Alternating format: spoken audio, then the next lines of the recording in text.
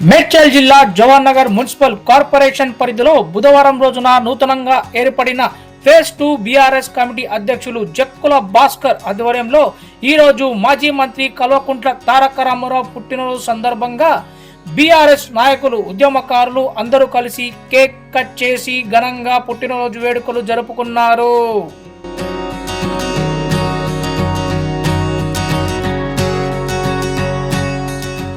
అనంతరం సీనియర్ ఉద్యమకారులు భూమా పౌల్ మాట్లాడుతూ మాజీ మంత్రి, ఐటీ శాఖ మంత్రివర్యులు కేటీఆర్ ఇలాంటి పుట్టినరోజులు మరెన్నో జరుపుకోవాలని, తండ్రికి తగ్గ తనయుడుగా రాబోయే రోజుల్లో కాబోయే సీఎంగా చూడాలని మా యొక్క కోరిక అని తెలియపరిచారు.